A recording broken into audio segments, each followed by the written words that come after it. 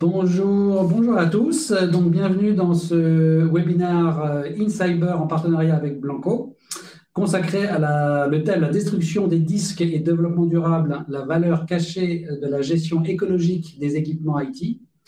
Derrière cet intitulé se cache en fait une problématique en plein développement, encore très jeune, qui s'appelle le numérique responsable. Si vous pensez à la cybersécurité qui s'attaque à la question des réseaux et des systèmes, et si vous pensez à la question des contenus qui s'appelle aujourd'hui, qu'on découvre, enfin qu'on appelle sous le terme de Trust and Safety, là aujourd'hui on va vous parler des contenants, c'est-à-dire les équipements qui conservent nos données et qui je dirais, s'analyse sous le terme de numérique responsable. C'est une thématique qu'on va développer devant vous. Ce qu'il faut bien comprendre, c'est qu'on est sur un thème qui est nouveau et qui n'est pas de l'ordre de l'acquis et qui est quelque chose qui doit se développer avec une certaine conception du militantisme. Et on va vous expliquer pourquoi. Pour ce thème, on a trois donc, intervenants. Donc, on a Yves Gerhardt, que certains normalement devaient bien connaître, puisque c'est un fidèle du FIC et qui défend l'écologie au sein de la gestion des équipements IT au sein du FIC depuis de plusieurs années. Avec Yves, je ferai la présentation tout à l'heure, on a Marie-Aïd Daoud et Patricia Vallée, Patricia de SCC France et Marie-Aïd Daoud de Vinci. Donc, on va tout de suite commencer. Donc, comment ça va se passer aujourd'hui? Donc, Yves va commencer à nous donner je dirais, le cadre général de cette thématique avec des données, des chiffres, des tendances qui, en quelques minutes, va vous permettre de bien comprendre où on se positionne. Ensuite, on abordera plutôt l'expérience métier avec Patricia Vallée-Houdard qui va donc vous brosser rapidement, mais de manière efficace, un peu un parcours de comment cette thématique a évolué au cours des années, des 10 et voire des 20 dernières années. Et puis après, on partira plus sur une prospective métier avec Marie, où là, vous comprendrez la richesse de cette discipline, la variété des compétences requises, des opportunités, non seulement pour les organisations, mais aussi pour chacun d'entre vous dans les rôles que vous pouvez jouer selon vos propres parcours métiers. Donc, beaucoup de choses, mais on a une heure et on va tout de suite commencer. Donc, avec Yves Gerhardt, que dans un post LinkedIn que peut-être certains ont vu, j'ai désigné comme l'entrepreneur. Alors, pourquoi Yves, ce qu'on vous demandera, c'est aussi de raconter l'anecdote. C'est comment l'élément déclenchant qui vous a fait rentrer dans ce métier. Et ensuite, l'entrepreneur, pourquoi? Parce que vous avez vraiment développé toute la branche France, Benelux de Blanco. Et donc, vous avez amené de cette rencontre initiale que vous nous raconterez, toute votre expérience dans le développement de cette activité et que vous portez aujourd'hui. Et vous êtes le seul, parce qu'il faut le dire aussi, au sein du FIC, Blanco est la seule entreprise à vraiment incarner ce numérique responsable. Et donc, c'est quelque chose qui est très fort et sur lequel il faut souligner. Donc, Yves, racontez-nous un peu ce moment de virage un peu tournant qui a représenté pour vous votre entrée dans ce secteur. Et puis ensuite, on vous écoute sur le cadre général et les tendances de ce sujet. Voilà, merci pour l'introduction Jean-Christophe et bonsoir à tous et à toutes. Alors pour la petite histoire, en fait, moi je suis tombé dedans par hasard, on va dire. Il y a 18 ans de ça, en fait, je faisais un stage de fin d'études en Finlande, à Joensuu. On est environ à 5 heures du cercle polaire et à 2 heures de la frontière russe. Donc voilà, un endroit assez isolé. C'est là où j'ai rencontré Blanco. C'est là où Blanco a commencé à exister. Et il y avait une journée de partenaires et il y a quelqu'un qui est venu parler, présenter de sa problématique. Et c'était une étude américaine qui avait été faite et ils ont montré toutes les vidéos en fait, comme quoi tous les déchets numériques étaient renvoyés en Afrique et tout simplement brûlés. Et c'était une image qui m'avait un peu choqué parce que je ne me rendais pas compte encore à ce point. À ce moment-là, j'avais 24 ans. Je ne me rendais pas compte que voilà, on envoyait tous ces matériaux en Afrique et en plus, on ne se souciait pas de ce qui était dessus comme data. Et donc, moi, je me rappelais à ce moment-là que voilà, je voyais à la maison aussi PC portable, j'imaginais les gens autour de moi et je voyais toutes les datas, les photos partir, etc. Et donc, c'est à ce moment-là que j'ai décidé de rester chez Blanco. Et donc, maintenant, ça va faire 18 ans que je suis chez Blanco et que je continue toujours à me battre un peu un peu beaucoup même, pour l'effacement des données sécurisées, parce que c'est bien le côté écologique, mais il faut que ce soit bien fait. Il ne faut pas simplement reconditionner, mais il faut aussi le faire dans les bonnes circonstances. Donc, voilà un peu l'anecdote, comment je suis arrivé là-dedans, en fait. Et malheureusement, je dois constater que 18 ans après, il y a toujours parfois les mêmes images qui remontent à la surface. Ouais, non, je crois on est tous assez choqués hein, par ces questions de pollution et de la manière dont ces outils sont, enfin les disques durs, les ordinateurs sont aujourd'hui encore déversés. Enfin, et on voit aussi que les pays africains et asiatiques commencent à résister aussi, à refuser de voir arriver chez eux des containers entiers de plastique et de choses non productives. Donc c'est là où votre combat commence à vraiment avoir du sens. Donc vous avez préparé une étude. Donc je pense que là, c'est important d'avoir des chiffres, de savoir d'où on vient et bien aussi comprendre qu'on est sur quelque chose qui est quand même encore très très récent, alors qu'on peut, ça fait 20 ans que vous avez vu ces images choquantes de destruction et d'extra-toxiques, mais finalement le sujet reste très récent. Alors tout à fait, donc je ne veux pas vous bombarder de slides, c'est simplement pour un peu asseoir la thématique. Alors, comme vous le dites, quand même, il y a eu du changement, hein. Il y a quand même un nouveau virage en matière de durabilité. Et je ne vais pas revenir très loin en arrière, on revient simplement sur les 3 dernières années. On voit que le FMI a mis en place certaines choses. Ils ont mis 17 buts justement de développement durable qu'ils veulent atteindre. On va avoir le pacte pour l'Europe, pardon. Donc, c'est-à-dire d'ici 2050, l'Europe va être vraiment neutre au niveau justement de l'empreinte carbone. On va avoir les différents sommets des dirigeants à la Maison Blanche. On a eu le pacte climatique de Glasgow, etc. Mais ça va plus loin aussi, nous, en tant que société. Donc, Blanco, nous sommes cotés en bourse. Et nous, nos investisseurs, ils nous demandent justement d'être neutres au niveau de l'empreinte carbone. Donc, pas plus tard qu'aujourd'hui, on a encore reçu une enquête pour tous les employés Blanco pour savoir comment est-ce qu'on se déplace pour venir au travail, comment est-ce qu'on va utiliser le matériel informatique, etc. Donc, c'est quelque chose aujourd'hui qui devient vraiment très, très important. Alors, donc ça, c'est vraiment au niveau monde. Et, par contre, en France, on participe aussi, bien sûr, hein. Il y a la stratégie française pour l'énergie et le climat. On va avoir la loi sur le climat et la résilience, etc. Alors, donc ça, on voit qu'au niveau des règlements, etc., il y a des nouvelles choses qui se mettent en place depuis 2-3 ans et de façon vraiment récurrente dans tous les différents pays à travers le monde. Blanco, chaque année, comme certains d'entre vous doivent le savoir, on va publier une étude. Donc la dernière étude, c'est le prix de la destruction. C'est une étude que nous avons faite auprès de justement les instances publiques sur plus spécifiquement la destruction des disques durs SSD, qui est un vrai problème aujourd'hui.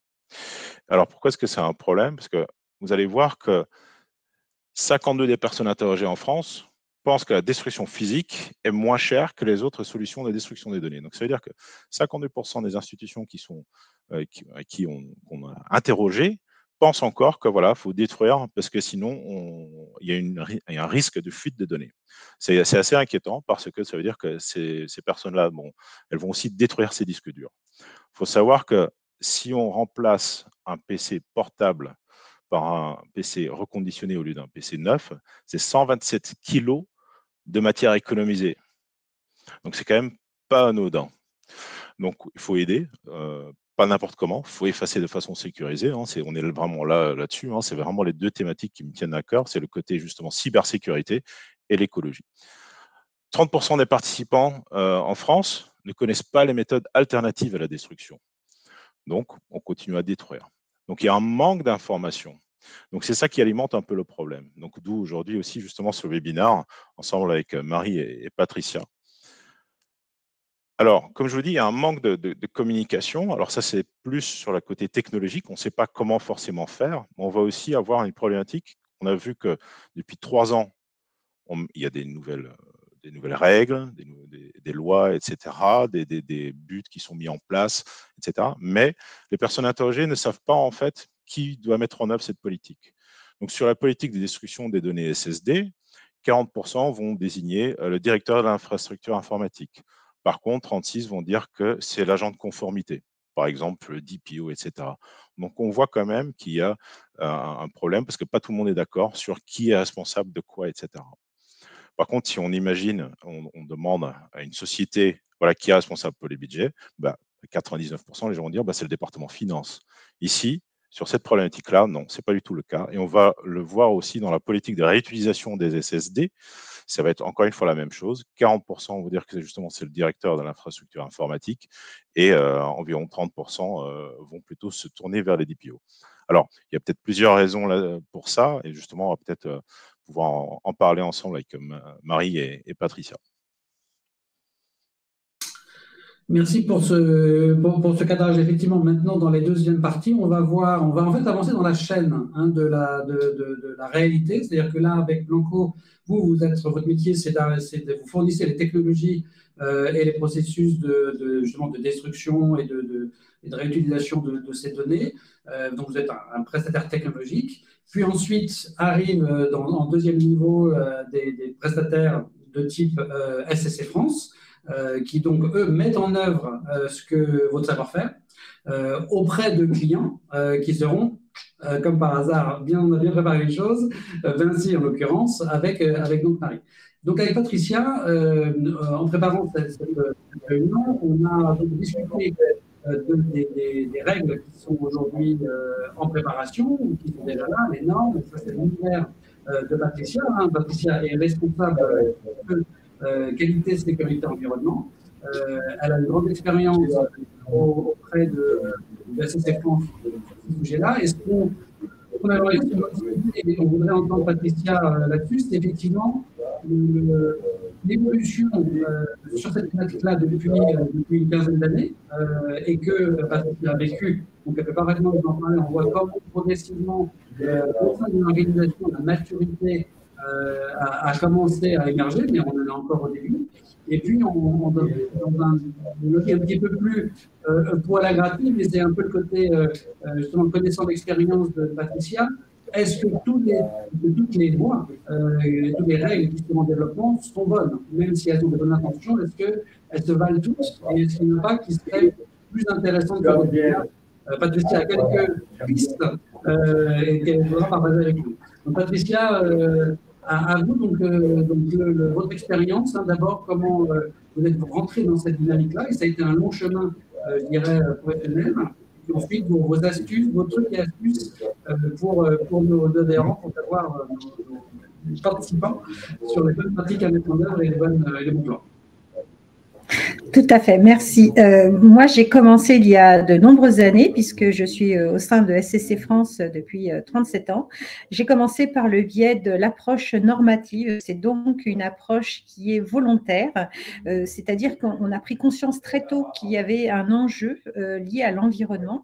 Et donc, c'est la norme ISO 14001 pour la citer, qui importe. Donc, le but, c'est de faire un diagnostic sur notre impact. Et dans notre activité de société de prestation de services, de distribution, notre impact était évident puisque c'était sur le numérique et il nous a fallu très tôt penser à développer des solutions, proposer des solutions à nos clients pour diminuer également leur impact. Donc ça a été le début du chemin puisque de l'ISO 14001, on est petit à petit monté en crescendo. Les lois ont évolué. Ce que disait tout à l'heure Yves, les exigences gouvernementales des associations sont de plus en plus élevées.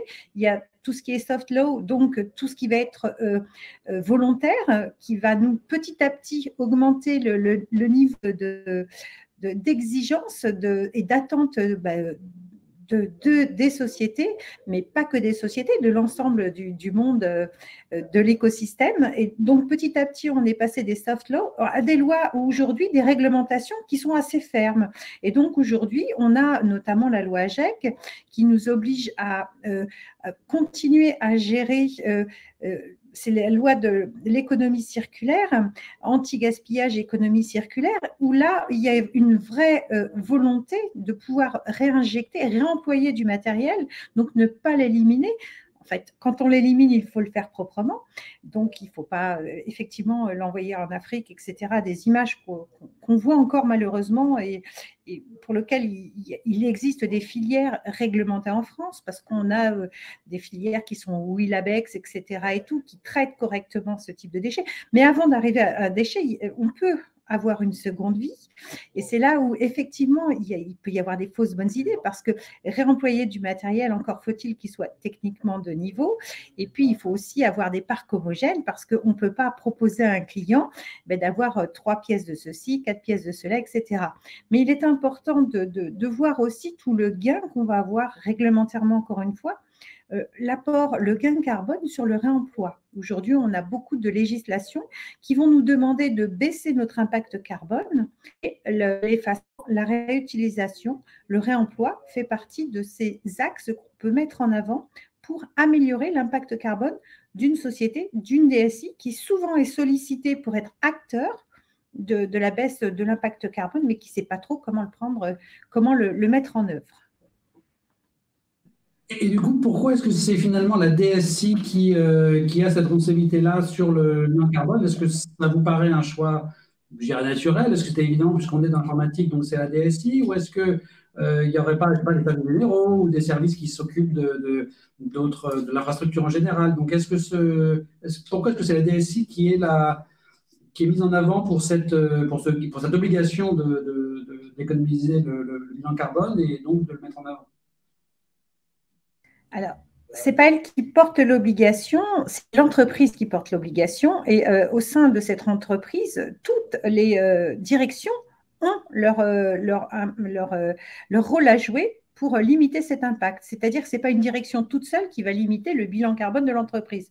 Tous sont contributeurs et donc la DSI à ce titre-là peut être challengée, c'est le cas de certains de nos clients, où on leur demande de baisser de tant de pourcents sur tel délai leur impact carbone. Et donc la difficulté, c'est OK, mais comment moi je peux concilier tout ce que j'ai à gérer en termes de sécurité, en termes de sécurisation des données, en termes de fonctionnalité vis-à-vis de mes clients internes et comment je peux concilier tout ça avec ces nouvelles exigences on a l'impression qu'ils tombent un petit peu. Effectivement, la DSI, ce n'est pas elle qui va porter l'exigence, elle va être contributrice de cette exigence, entre autres.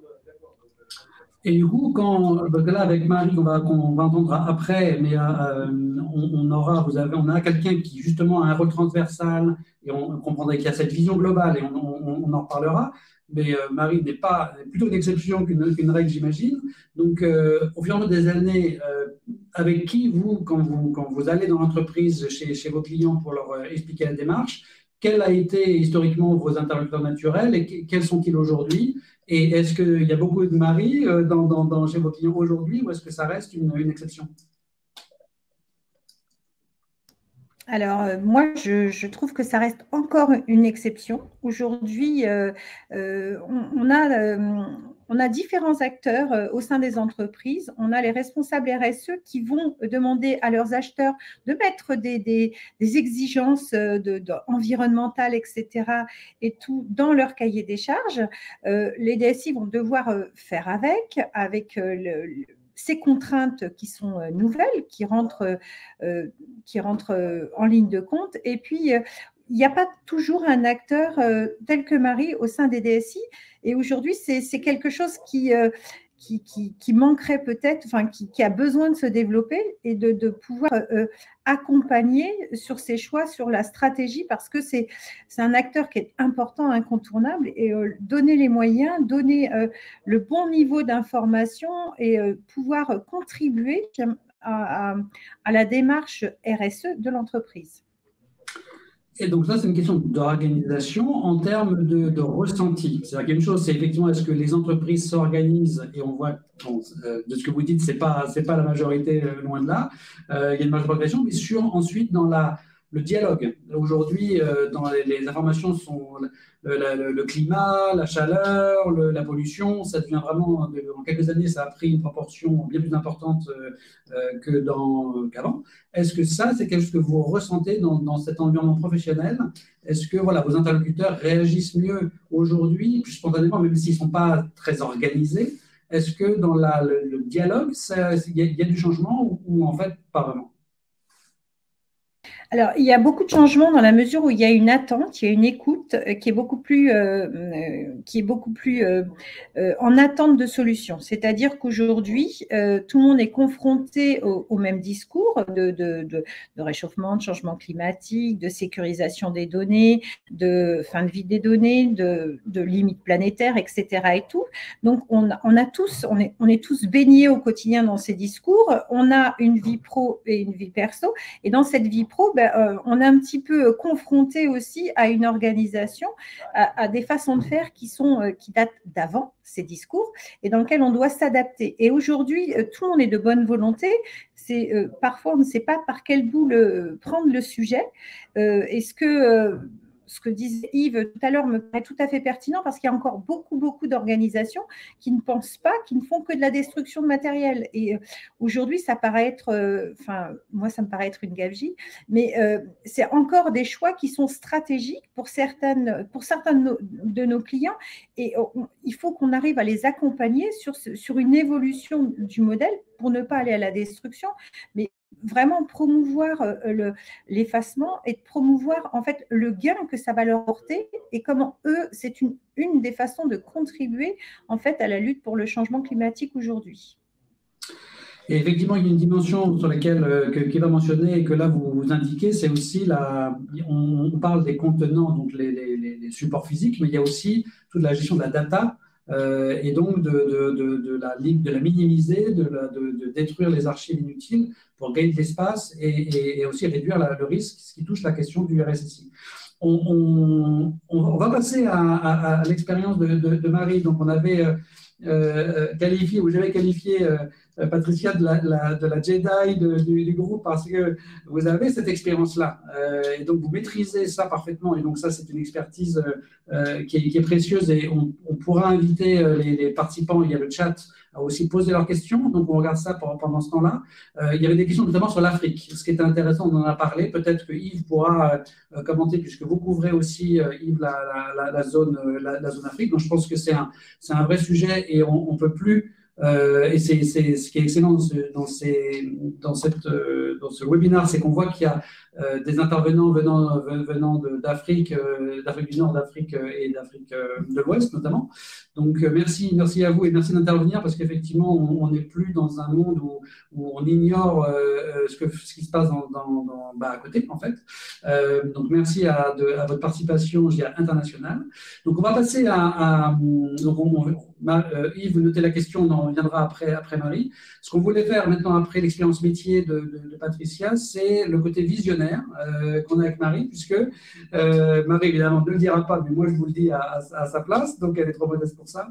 Marie a fait un docteur en système d'information et en fait, et vous nous le raconterez Marie, vous avez identifier ce sujet à l'époque où c'était certainement innovant dans le monde académique, parce que vous avez eu quelques difficultés à faire votre travail sur le doctorat et vous nous raconterez. Mais une fois obtenu ce doctorat, il y avait la question que les entreprises n'étaient pas prêtes et que le travail, le poste que vous avez aujourd'hui n'existait pas à l'époque, nulle part en fait, ou en tout cas de manière vraiment exceptionnelle. Et après des années où vous avez fait d'autres missions à côté qui correspondaient mieux au marché, vous avez trouvé le job que vous imaginiez 5 ans avant. Donc c'est quand même assez extraordinaire. Et donc là aujourd'hui, vous avez cette vision transversale dans ce domaine du numérique responsable. Et donc, ce qu'on attend de vous, ce qu'on avait convenu de faire, c'est que vous nous donniez ces différents métiers, ces différentes tâches, et que pour les gens qui sont nos participants, ils puissent se projeter dans les différents métiers qui sont couverts. Et donc, on a un invité en fond d'écran qu'on salue ici, et c'est ça la vraie vie. Et donc on est ravis d'accueillir un soutien inattendu. C'est ça, c'est d'avoir avec toi. Donc, on est ravis de l'accueillir. Merci pour cette introduction. Donc, effectivement, moi, j'ai un peu débuté mes recherches sur le sujet en 2009. C'est la date à laquelle j'ai démarré ma thèse. Et un peu comme Yves, je suis arrivée sur le sujet par hasard, parce qu'avant d'arriver en thèse, j'ai fait des recherches en chaîne d'approvisionnement et je travaillais essentiellement sur la synchronisation d'informations dans les chaînes d'approvisionnement. Et c'était prévu que je faisais ma thèse sur le sujet aussi. Et pendant la phase, dans une thèse, on a une première phase où on fait l'état de l'art du sujet. Je suis tombée par hasard sur un article sur la logistique qui parlait de la traçabilité des D3E. Et j'étais choquée, hein, comme Yves, déjà parce qu'avant, je ne me posais pas trop la question du devenir des D3E, alors que à la base, je suis de formation IT. Et c'est là où je me suis dit, mais c'est super intéressant comme sujet, il n'y a pas beaucoup de choses, il faut vraiment faire quelque chose et pousser un petit peu l'état de l'art dans cette discipline-là. Et c'est là où j'ai découvert le Green IT. C'était vraiment le début du sujet avec greenIT.fr qui se lançait pratiquement juste avant. Et la difficulté, en fait, ma grande difficulté à l'époque, c'est de trouver des sources d'informations fiables qui me permettent en fait d'avancer correctement sur mon travail de recherche. Alors, étant donné la rareté d'articles et de recherches scientifiques sur le sujet, j'avais une approche plus, on va dire, exploratoire, plus orientée terrain.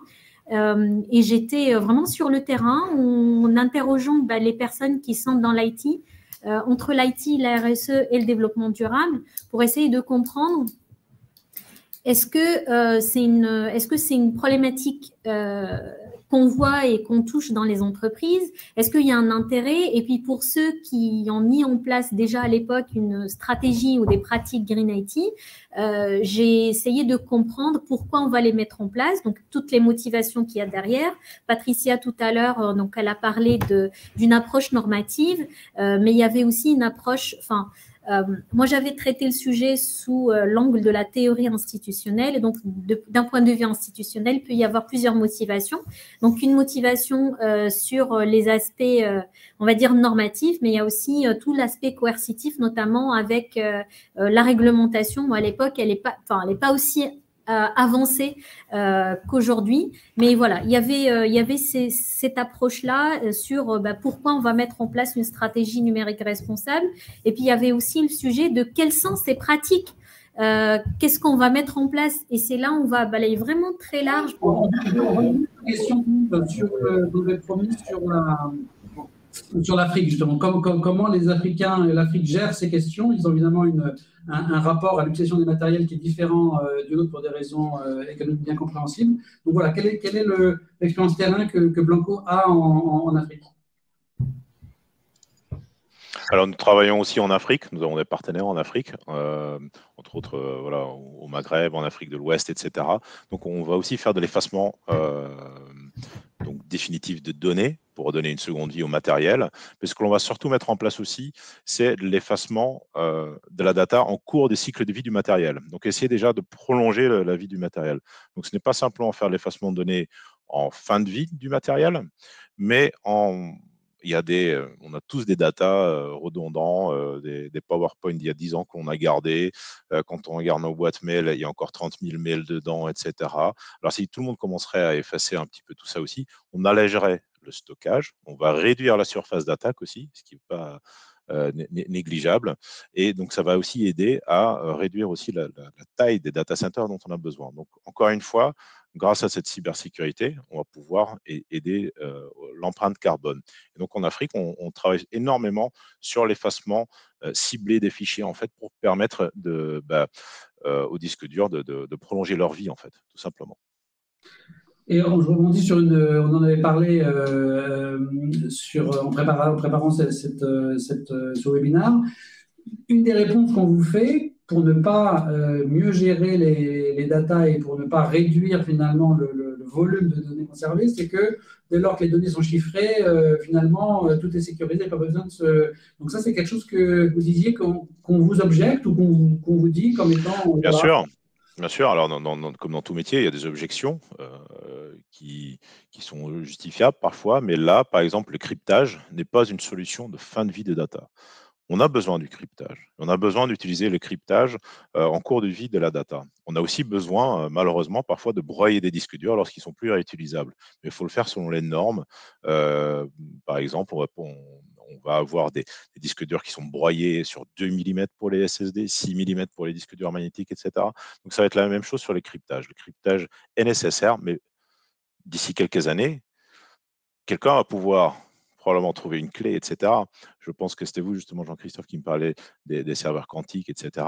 Voilà, là, ça devient une problématique. Ce qui n'est pas possible aujourd'hui le sera demain. Tandis que, voilà, vraiment, sur l'effacement des données, on est sûr de l'effacement complet de la data. C'est une solution de fin de vie.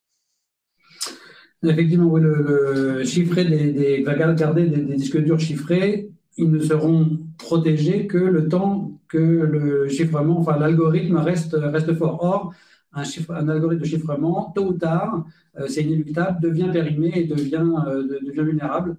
Et donc, il y a une espèce de durée de vie limitée du chiffrement.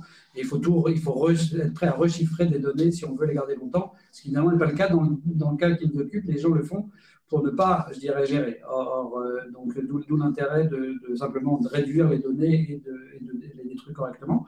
Donc, on va pouvoir revenir sur Marie et sur la présentation des différents métiers. Parce qu'en fait, si on regarde le cas de Vinci, vous avez un certain nombre de programmes qui tous rentrent dans la catégorie ou sous la catégorie du numérique responsable. Mais en fait, il y a plein de métiers, plein d'approches différentes. Et en fait, c'est vraiment un travail pluridisciplinaire et transversal dans l'entreprise. Tout à fait. Et juste pour compléter ce que je disais tout à l'heure, et ça répond en partie à votre question, donc il y a des sujets de sensibilisation, mais il y a aussi des sujets d'allongement de durée de vie. Et ça, c'est un sujet très complexe parce qu'il dépend à la fois, c'est un sujet, il y a des sujets de comptabilité derrière, mais aussi des sujets de support et des sujets de maintien on va dire d'obsolescence aussi programmée à traiter et anticiper.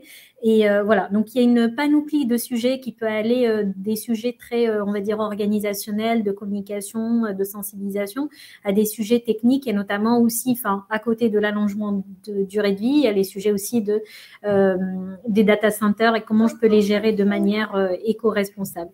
Et justement, c'est un métier qui est assez transverse et qui a besoin d'une large palette, on va dire, de connaissances ou d'ouverture, en tout cas, d'esprit et de perspective, parce qu'on couvre vraiment des sujets à la fois techniques et à la fois organisationnels.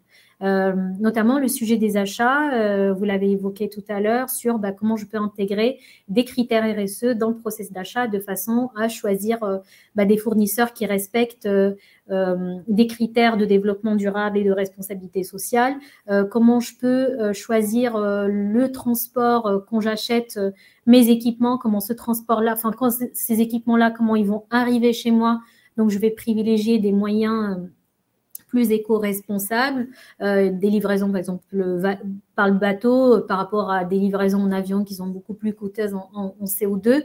Et puis il y a toute la question aussi, alors c'est dans le numérique responsable, c'est pas forcément dans le développement durable, mais il y a aussi d'autres aspects sociaux comme l'accessibilité, comment je peux faire l'inclusion par le numérique, etc. Donc il y a vraiment beaucoup de métiers autour du numérique responsable. La partie RGPD aussi, comment je traite les données de manière responsable et conformément à la réglementation, est aussi un sujet du numérique responsable. Donc, on touche vraiment à tout. Comment le numérique, dans tout son cycle de vie, depuis la production des équipements avec des stratégies d'éco-conception, comment lors de l'achat, je vais intégrer des critères RSE et de développement durable dans mes contrats. Une fois j'ai l'équipement en interne, comment je vais l'utiliser de façon à allonger sa durée de vie. Alors, il y a des bonnes pratiques qui sont intéressantes. C'est par exemple comment je peux, ne serait-ce que ne pas garder la batterie chargée toute la journée, ça va l'épuiser assez rapidement et du coup, je vais être plutôt censé changer mon ordinateur parce que sa batterie ne tienne pas.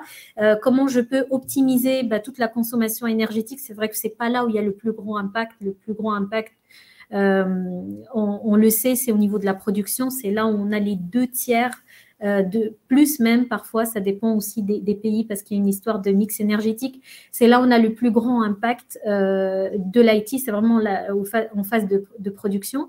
Et pareil, pendant cette phase d'usage, en tant qu'utilisateur, on va essayer de prendre soin de nos équipements pour justement qu'on les garde le plus longtemps possible.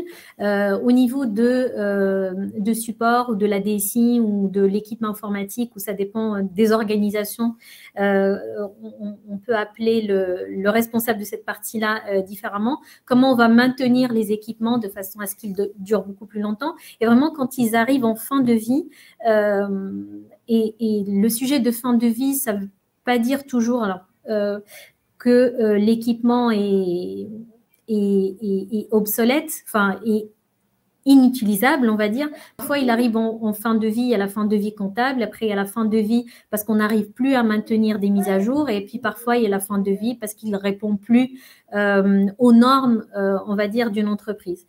Mais de toute façon, quand il arrive en fin de vie, il est important de traiter le sujet de manière très...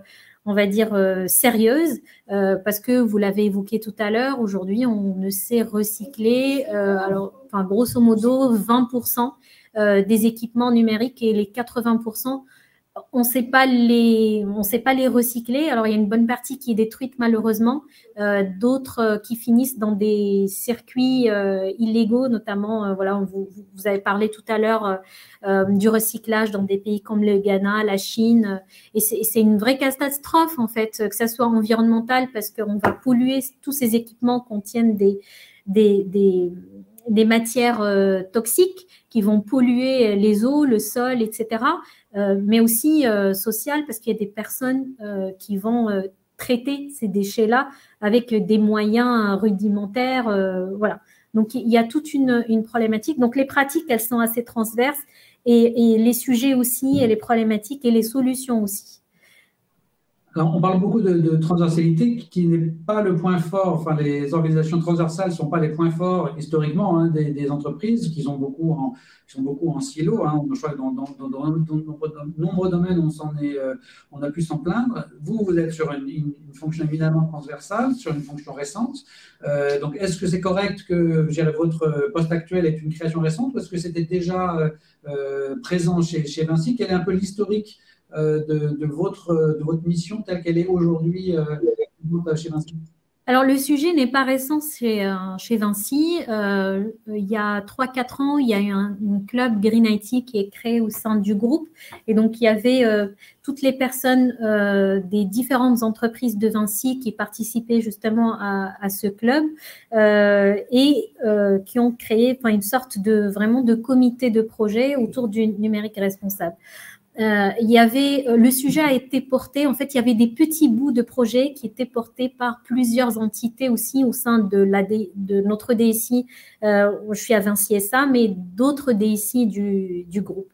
Il y avait par exemple tout le sujet de la sensibilisation qui était porté par l'équipe Change. Il y avait le sujet, par exemple, de l'optimisation des data centers qui est porté par notre direction infra. Il y a le sujet de l'accessibilité qui est porté par notre direction applicative. Donc, en fait, le sujet, il est porté, on va dire, c'est des petits bouts de sujets numériques responsables portés par les personnes qui ont le plus, on va dire, de compétences avec ce sujet-là ou pour ce sujet-là.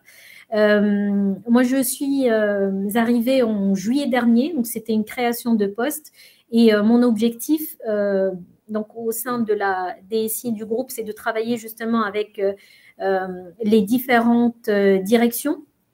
Donc, applicative, infra, change, les achats aussi. Je travaille beaucoup avec les achats, notamment pour renforcer cette démarche d'achat numérique responsable. Elle existait déjà, donc il y avait déjà des critères qui sont intégrés dans nos contrats d'achat. Et mon arrivée était pour renforcer justement cette démarche numérique responsable, mais aussi au niveau du groupe, pour échanger avec les autres responsables Green IT ou les Green IT managers ou les responsables numériques responsables dans les autres entreprises et les autres pôles de l'entreprise pour se mettre d'accord sur une trajectoire commune qui nous permet d'atteindre nos objectifs en termes de réduction de nos impacts environnementaux du numérique. Et peut-être une question pour Patricia, peut-être, pour soulager aussi Marie, qui arrive à magnifiquement se concentrer dans un environnement qui n'est pas toujours propice. C'est un tour de force. Pour Patricia, est-ce qu'il y a, on a parlé de la loi GEC, est-ce qu'il y a une norme, un règlement européen qui a été un moment de bascule pour faire prendre conscience de la nécessité d'investir dans le numérique responsable et dans la gestion écologique des équipements? Est-ce que c'est une norme aujourd'hui qui est un tournant, ou est-ce que c'est un ensemble de petites choses qui, au fur et à mesure, fait une différence? Je pense que, enfin, Marie pourra répondre également, mais je pense qu'aujourd'hui, c'est un ensemble de choses qui convergent vers le numérique responsable. Il existe même un label numérique responsable, donc c'est tout un ensemble de signaux qui convergent. On n'a pas une norme, enfin, on n'a pas une norme, on a petit à petit des briques qui se rajoutent petit à petit. On les voit arriver d'ailleurs, parce que tout ce qui est législation européenne va être traduite dans le droit français, donc on sait que ça va continuer à être quelque chose qui va encore augmenter en besoin de traçabilité, en besoin de démonstration, de chiffrage de tout ce qu'on va pouvoir mettre en œuvre en termes de responsabilité, aussi bien sur le numérique que tous les axes qu'a évoqué Marie, que ce soit le transport, la sensibilisation, etc. C'est des choses qui vont petit à petit, qu'on voit arriver dans les réglementations européennes, et c'est des choses qui vont arriver, mais qui arrivent au même titre que tout ce qui va être sûreté, sécurité de l'information, puisque en définitive, ça se rejoint quelque part. Parce que la durabilité, la sécurité, pour moi, ce sont des choses qui sont indissociables, et on ne peut pas avoir l'un sans l'autre. Donc, c'est quelque chose qui, brique par brique, se construit, et maintenant, il y a désormais un label numérique responsable, donc c'est des choses qui se structurent de plus en plus. Vous avez parlé de l'OAGEC et de l'exigence de mieux utiliser des équipements de seconde main. Est-ce qu'on a un risque que d'une bonne intention, on arrive à des résultats un peu compliqués? On le voit dans le logement, par exemple, où potentiellement 40% des logements à Paris ne seront plus louables parce qu'ils seraient des passoires thermiques. Et donc là, il y a un sujet qui est très chaud pour la vie quotidienne de plein de gens en France, à Paris et ailleurs. Est-ce qu'il y a des risques similaires par la loi AGEC, par exemple? Ils demandent d'utiliser des équipements de seconde main, mais peut-être qu'il n'y en a pas assez de disponibles. Donc, est-ce que vous voyez, vous, des choses qui pourraient s'avérer malheureusement bien intentionnées, mais pas en phase avec la réalité du terrain? Absolument, c'est tout l'intérêt de travailler avec des fonctions comme le numérique responsable, c'est-à-dire qu'aujourd'hui, les prescriptions des DSI, c'est d'avoir un parc qui soit homogène et qui ne répond. La difficulté, c'est qu'en matériel de seconde main, on ne va pas avoir cette homogénéisation, on ne va pas avoir des volumes pour un client comme Vinci, il faut des milliers de machines qui aient le même niveau, etc. Aujourd'hui, on ne sait pas le faire. Donc, il y a vraiment un besoin de se re-questionner sur l'approche qu'a Marie, aussi bien sur les achats responsables, etc., sur les cahiers des charges qu'on va avoir, parce qu'on ne peut pas concilier et de la seconde main et des volumes de parcs homogènes pour mettre des masters homogènes, etc., et tout, avoir une sécurisation homogène. C'est un petit peu, on arrive un petit peu à la limite du modèle, c'est-à-dire que fonctionner comme on fonctionnait jusqu'à présent, ça ne va pas permettre aujourd'hui d'avoir les mêmes volumes en seconde main. Et c'est toute la difficulté du modèle. On ne va pas avoir des parcs entiers de seconde main qui plus est, sont récents, parce que c'est aussi une des exigences des DSI, c'est d'avoir de la seconde main, mais récente, qui puisse… c'est toute la difficulté aujourd'hui, et ça fait partie des critères de durabilité que Marie a évoqués, d'obsolescence programmée et tout, c'est de réussir à concilier toutes ces injonctions. On va revenir sur Marie, justement, dans ce nouveau rôle que vous avez. Vous êtes porté par une des strates successives de régulation qui arrivent, dont on voit que certaines sont positives et d'autres peuvent l'être un peu moins. Vous êtes porté aussi par une meilleure conscience sociétale de ces sujets-là. Il peut y avoir aussi, parmi les plus jeunes générations, une appétence aussi à faire les choses correctement et enfin, je dirais, prendre en considération l'ensemble de nos activités.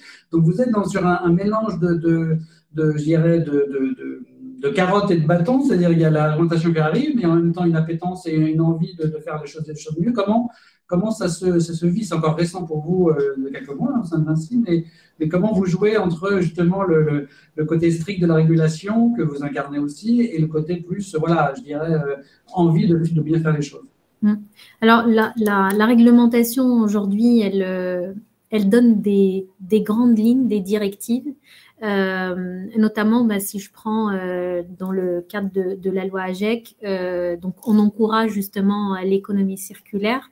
C'est quelque chose qu'on pousse en interne beaucoup. C'est des projets sur lesquels on est en train de travailler. Alors j'ai une grande chance d'être dans une DSI où pratiquement toutes les directions sont conscientes, enfin les porteurs de projets sont conscients de l'intérêt d'intégrer le développement durable et le RSE dans nos projets et donc d'aller dans ce sens. Et il y a une motivation, il y a en fait une volonté, il y a une conscience, j'ai envie de dire aussi. Alors, c'est un peu la période facile si je compare par rapport à 2009-2012 où on était sur des sujets peut-être très récents et c'est vraiment l'inconnu, on ne sait pas comment, par quel bout prendre le sujet. Aujourd'hui, c'est assez avancé et cette prise de conscience m'aide beaucoup en fait à avancer dans les projets. Elle me challenge aussi parce que je pousse pas tous les projets, il y a aussi des demandes. On vient me voir pour me dire tiens, j'ai une idée, est-ce que ça, c'est vrai que ça peut être pertinent, qu'est-ce que tu en penses? Et du coup, c'est comme ça qu'on avance. Aujourd'hui, je vois pas beaucoup, c'est vrai, il y a le bâton et la carotte, mais j'ai l'impression qu'entre les deux, il y a une prise de conscience de vouloir bien faire les choses, de vouloir contribuer aussi à cet effort global. Vinci, de par son métier, elle a des exigences environnementales très poussées. Nous, au niveau de la DSI, c'est vrai que c'est une petite part de tout, de l'impact, en fait, au final, le numérique, son impact environnemental par rapport à d'autres secteurs, il n'est pas énorme. Et du coup, quand on y va, c'est parce qu'on croit qu'on peut contribuer à notre échelle, parce que c'est aussi mon métier. Je suis à la DSI, donc si je contribue au développement durable, c'est à travers les systèmes d'information et le numérique. Et c'est le cas de toutes les personnes qui m'entourent aujourd'hui à la DSI. Je voulais juste revenir tout à l'heure sur, on voit l'évolution de la réglementation et il y a des choses qui se font aujourd'hui et on voit par exemple l'arrivée de certains indices qui sont poussés par la réglementation, notamment qu'on peut intégrer lors de la phase d'achat, l'indice de réparabilité, l'indice de recyclabilité, qu'on peut intégrer en amont. Et du coup, c'est vrai que c'est une réglementation qui nous propose et qui nous pousse ça, mais on est aussi convaincu que c'est la bonne démarche à suivre si on veut réduire nos impacts et aussi de par notre position de client, comme on est convaincu, et ça ne suffit pas d'être convaincu par le sujet, il faut qu'on ait aussi une réglementation à côté parce que ça va pousser, ça va challenger nos fournisseurs et nos prestataires pour dire voilà, c'est pas on veut être numérique responsable et on n'a pas de cadre, il n'y a pas de soutien, non. La réglementation nous soutient sur ces aspects-là et pour nous, c'est pas vraiment un bâton, c'est au contraire, c'est un levier qui nous permet d'aller plus loin et de challenger plus nos partenaires et nos fournisseurs pour s'aligner à notre stratégie numérique responsable. Je vous invite alors, j'ai une autre question pour vous, Marie, mais j'invite les participants aussi à poser leurs questions dans le chat pour qu'on puisse y répondre. Donc, n'hésitez pas à poser vos questions. Voilà, on va poser une question en attendant à Marie le temps que les premières questions tombent. est-ce que vous voyez un fossé ou des différences générationnelles? Est-ce que les moins de 30 ans vont être super ouverts à ces questions et vouloir bouger les choses? Ou est-ce que finalement c'est à tous les âges dans l'entreprise, finalement ce n'est pas une question d'âge, c'est une question simplement de personnalité? Comment vous ressentez le ressentez au-delà des fonctions? Est-ce qu'il y a des différences hommes-femmes ou des différences générationnelles en particulier? Alors, je réponds de manière un petit peu objective. Je reprends ma casquette de chercheur et en fait, pendant ma thèse, j'ai effectué un peu plus de 80 entretiens sur le sujet et sur la motivation. Et donc, dans cet échantillon de 80 personnes, il y avait des hommes, des femmes de tous les âges. Et il n'y a pas vraiment, justement, c'était une des hypothèses, est-ce que l'âge joue un rôle, bon, après c'est une étude qui date un petit peu, mais il n'y avait pas cet aspect de les jeunes, en tout cas de l'étude que j'ai menée, les jeunes sont beaucoup plus sensibles à ces problématiques-là. Je pense que c'est une problématique qui concerne tout le monde.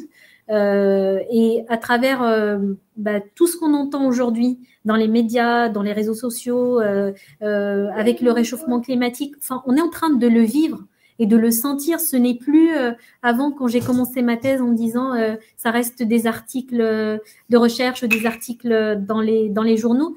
On l'a vraiment vécu l'été dernier avec les températures vraiment exceptionnelles. Et du coup, on a compris qu'il y a réellement un sujet, que c'est pas juste voilà. Et je pense de là, on peut dire que il y a une généralisation entre guillemets de cette conscience. Et je pense que de là, tout le monde est vraiment intéressé par le sujet. Alors, je dirais pas jusqu'à dire tout le monde est impliqué, mais en tout cas, le sujet parle à tout le monde et on voit l'intérêt. Maintenant, sur le degré d'implication, ça dépend des sensibilités de chacun. Mais en tout cas, il y a une bonne prise de conscience. C'est extrêmement intéressant. On voit bien là aussi, effectivement, que l'époque change et vous pour Yves et pour Patricia qui œuvrez dans ce domaine depuis longtemps, vous devez quand même sentir une énergie nouvelle. Alors, j'avais une question pour Yves. Il y a une question qui concerne l'obsolescence. Donc, ça, je pense que c'est une bonne question pour Yves. Avant de passer à cette question technique, et s'il y a d'autres questions, elles peuvent être posées, c'était vous qui êtes dans un groupe international et vous couvrez une large région, mais il y a d'autres régions au sein du groupe Blanco. Comment des Marie, des Patricia qui ont ce niveau d'expérience, de passion pour leur sujet de mobilisation, est-ce que ce sont des stars interstellaires quasiment uniques ou est-ce qu'il y en a de plus en plus?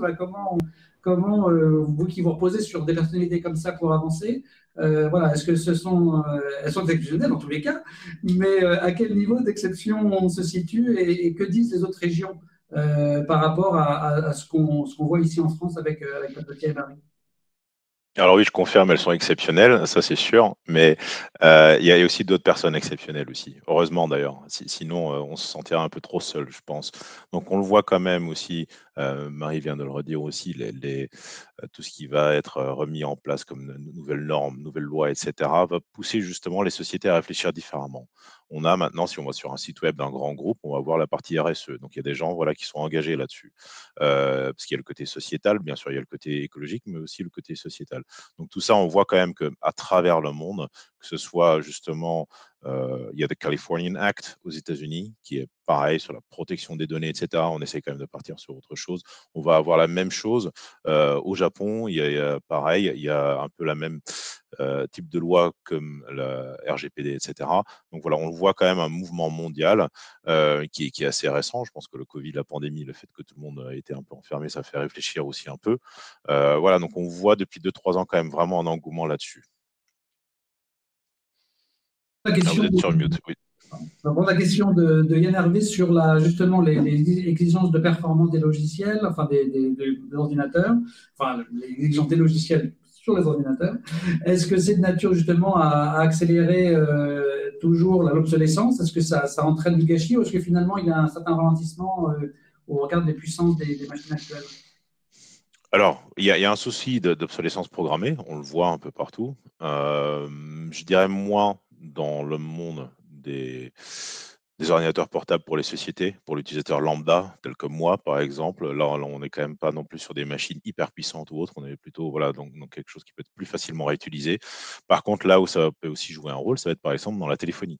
On va avoir des nouveaux modèles de smartphones tous les ans, plus vite, meilleur écran, etc., etc. Et on voit que justement, les OEM, ils arrêtent de soutenir les anciennes, donc les nouvelles plateformes sont plus compatibles avec les anciens modèles. Donc là, oui, on part un peu dans de l'obsolescence. Pour aller plus loin, ce qui va être important aussi par rapport à l'économie circulaire, c'est la qualité des matériaux qui sont remis en circulation. Donc, il faut bien tester les téléphones, les disques durs, les ordinateurs portables. Il ne suffit pas simplement d'effacer, bien sûr. Donc, Blanco, on va aller beaucoup plus loin. On va faire des diagnostics très poussés des batteries, etc. Parce que si vous remettez en circulation tout de suite du matériel qui est en fait d'une mauvaise qualité, bah, vous recréez un second problème, en fait, au lieu d'aider à ce qu'on essaie de faire. Oui, on est bien d'accord que là, on parlait des disques durs SSD, mais chez Blanco, vous traitez tous les types de matériel, les téléphones, les ordinateurs portables, les serveurs. Donc, c'est vraiment tout type d'équipement IT. Bien sûr, tout à fait, oui. C'est vraiment tout type de stockage de données.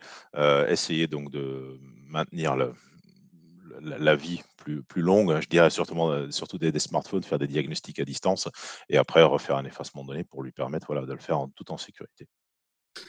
On avait discuté aussi de la question des achats et du fait que les directions achats ont souvent des contraintes extrêmement strictes et claires en termes de critères pour acheter, qui ne sont pas forcément toujours très inclusifs de la variété des paramètres. On avait parlé des transports, des durées de conditionnement, etc.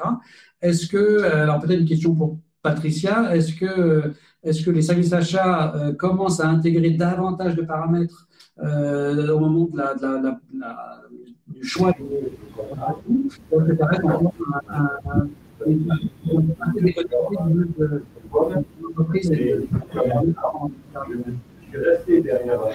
Alors, on a de plus en plus de critères sur les achats, des critères de plus en plus détaillés. Marie a parlé de la réparabilité, il y a la durabilité, il y a est-ce que les matériels contiennent des matériaux recyclés, la recyclabilité du matériel, la durée de vie, parce que chaque matériel a une fiche qui a une durée de vie qui est estimée. Et donc, c'est tous ces critères-là qui sont de plus en plus demandés. On rentre sur des critères très techniques qui nous sont demandés et sur lesquels il faut répondre. Et par rapport à la question que vous aviez tout à l'heure et tout, à Yves, il y a les constructeurs sont de plus en plus au fait des préoccupations.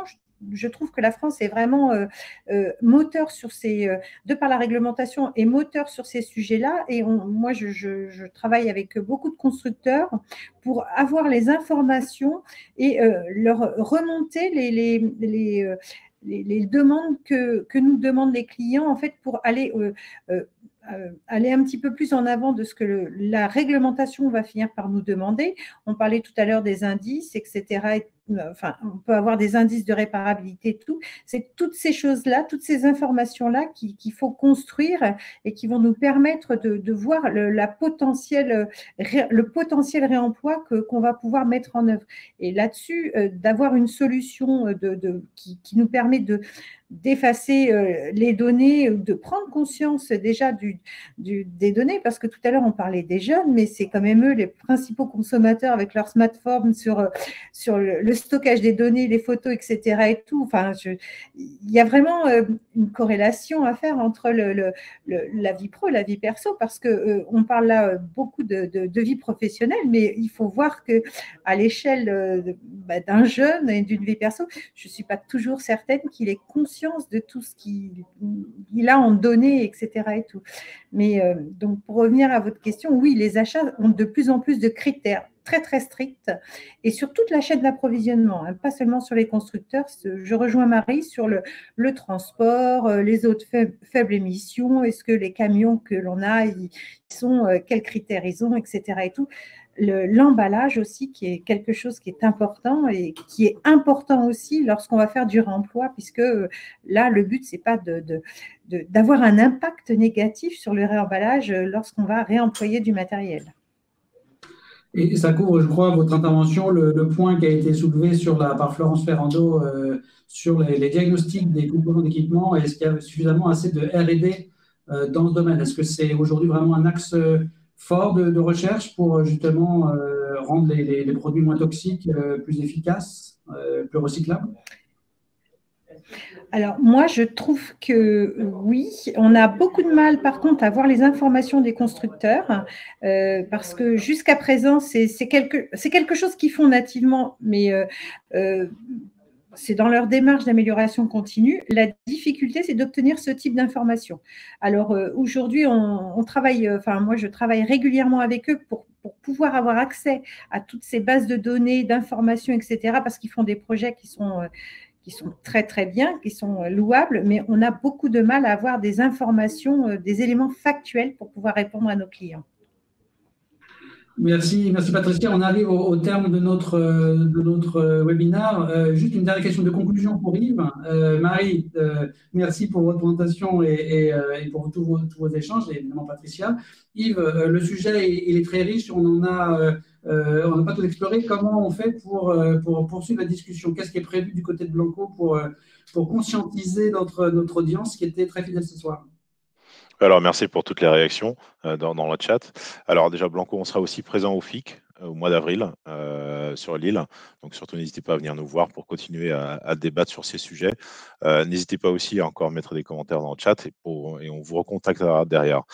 Blanco, on publie chaque année une étude. Donc, cette année, il y a une nouvelle étude qui va être publiée normalement. Elle devrait sortir au mois d'avril.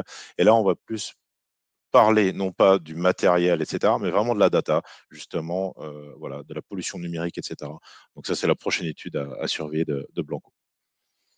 Merci de nous aider à avoir un monde un peu moins pollué et de travailler sur ce numérique responsable. Merci à tous les trois de porter cette cause. Donc, on espère vous voir au FIC, Marie et Patricia, à côté de... C'est prévu. On va retrouver Yves, il n'y a pas de souci. Et puis de voir un petit peu comment concilier sécurité, cybersécurité et puis développement durable, RSE. Il n'y a pas de souci. Merci à vous. Ce webinaire sera disponible